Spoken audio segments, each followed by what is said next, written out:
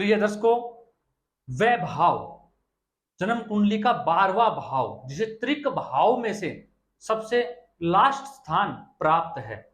हमने पूर्व में पिछले 2 कार्यक्रम आप देखेंगे लास्ट में जाके तो आपको मिलेगा वह भाव का लगन में, दूसरे भाव में, तीसरे भाव में, चौथे भाव में कैसा प्रभाव होता है उसके बारे में मैंने आपको बताया था।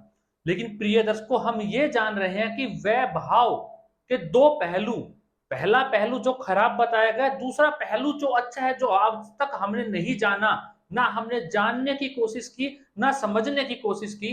आज हम चर्चा उस विषय की करने वाले हैं। आज हम उस विषय पे बात करने वाले हैं। प्रिय दर्शकों, हाजिर हूं मैं वह भाव का पंचम भाव, षष्ठ भाव, सप्तम भाव और अष्टम भाव में प्रभाव लेकर। बाकी के जो 4 भाव हैं उनका प्रभाव हम अगली आने वाली वीडियो में जानेंगे।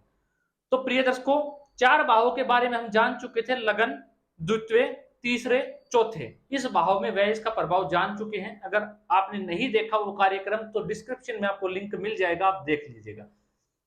प्रिय दर्शकों, वह भाव का पंचम भाव में आके बैठ जाना, इसका पहला प्रथम पक्ष क्या कहता है?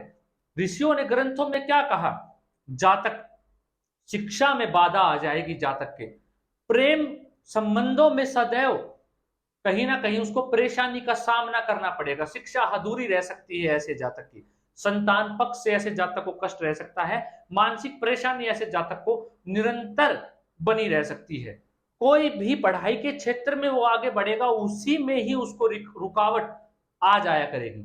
ये था प्रिय दर्शकों प्रथम पक्ष, जब 12वें घर का आके पंचम भाव में बैठ जाता है। वहीं प्रिय दर्शकों, अगर आपकी जन्म कुंडली के अंदर लग्नेश मजबूत है, लग्नेश मजबूत है और व्ययेश 12वें घर का मालिक पंचम भाव में आके बैठा हुआ है, तो ऐसा जातक बड़ा ही चालाक और चतुर हो जाता है, बड़ा ही तेज बुद्धि का हो जाता है, चतुर और चालाक हो जाता है। क्यों हो जाता है प्रिय दर्शकों? ये इसका दूसरा पक्ष है।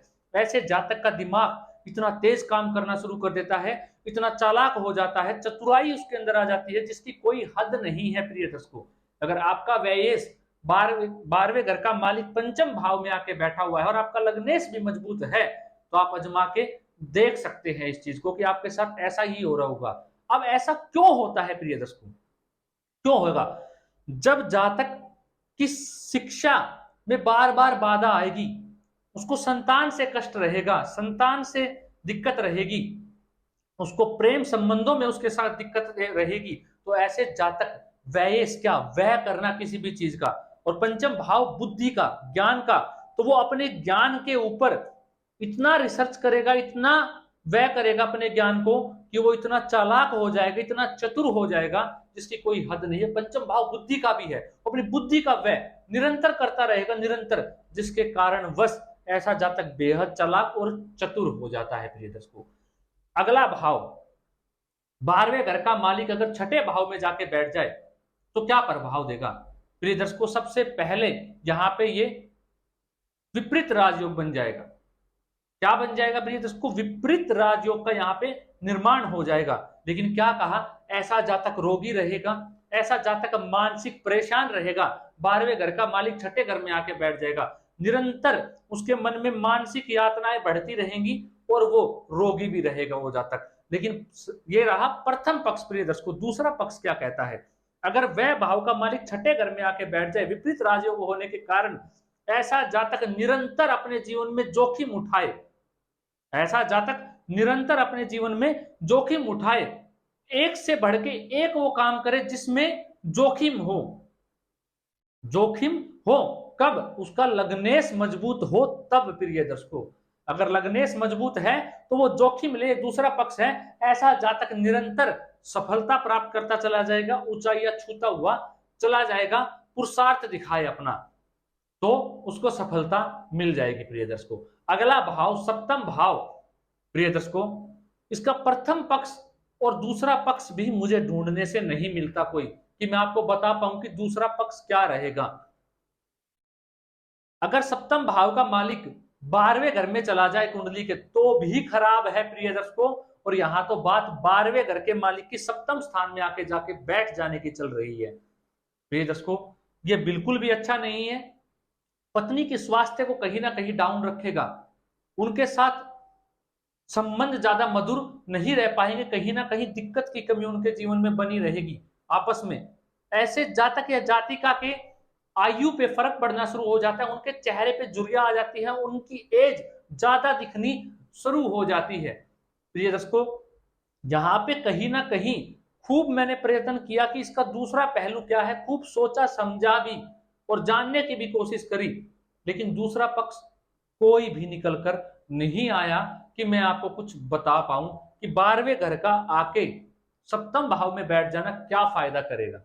हाँ, अगर आपका लग्नेश मजबूत है और आपका सप्तम भाव का स्वामी मजबूत अवस्था में है, तो ऐसा जातक अगर व्यापार को बढ़ाए, व्यापार को बढ़ाए, व्यापार को बड़ा करने की सोचे, तो उसमें सफलता उसको जरूर मिल सकती है। लेकिन मेन जो सप्तम भाव है वो गृहस्थ जीवन का है, इसके लिए इसका दूसरा पहलू मुझे नहीं मिला।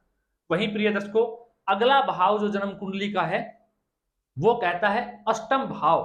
अष्टम भाव में भी अगर व्ययस आ जाते हैं तो ये भी विपरीत राजयोग बन जाता है। यहाँ पे प्रथम पक्ष कहता है ऐसा जातक मानसिक रोगी, परेशान, जीवन के अंदर निरंतर रोगों से ग्रसित, रोग उसका पीछा नहीं छोड़ते, हॉस्पिटल कोर्ट कचहरी के चक्कर कहीं ना कहीं ऐसे जातक को निरंतर लगाने पड़ते रहते हैं। दूसरा पक्ष इसका, ऐसा जातक निरंतर अपने जीवन में रिस्क ले, रिस्क उठाए, कोई भी कार्य जिसमें वो निपुण हो, उसे लगता है मैं कर सकता हूं और लग्नेश मजबूत होना चाहिए, तो वो रिस्क ले, निरंतर अपने काम के पीछे मेहनत पुरुषार्थ करता रहे तो सफल हो जाएगा। दिक्कत जो परेशानी उसके जीवन में थी वो भी दूर हो जाएगी। तीसरी बात प्रिय दर्शकों, यहाँ पे दूसरा पक्ष कहता है ऐसे जातक अगर विदेश में चला जाए, ऐसा जातक अगर विदेश में चला जाए तो अपने स्वदेश से ज्यादा विदेश में ऐसा जातक सफलता अर्जित करता है। प्रिय दर्शकों, अभी तक हमने जन्म कुंडली के 8 भावों के बारे में जान लिया कि व्ययेश का अष्टम भाव तक क्या प्रभाव रहेगा, लगन से लेके अष्टम भाव तक। बाकी के जो 4 भाव बचे हैं इनको हम आने वाले कार्यक्रम में जान लेंगे। ऐसे धीरे धीरे करके हम बहुत से भाव हमारे जितने भी है लगन से लेके 12 भाव तक के बारे में जानेंगे। प्रिय दर्शकों, अगर अभी तक आपने चैनल सब्सक्राइब नहीं किया तो आप कर लीजिए। इस प्रकार के कार्यक्रम, ज्ञानवर्धक कार्यक्रम आप लोगों के लिए निरंतर मैं बनाने की प्रयास करता हूं, बनाने के लिए प्रयत्न रहता हूं। आज के लिए इतना ही, इजाजत दीजिए, मुझे मिलता हूं कोई नया कार्यक्रम लेकर। नमस्कार।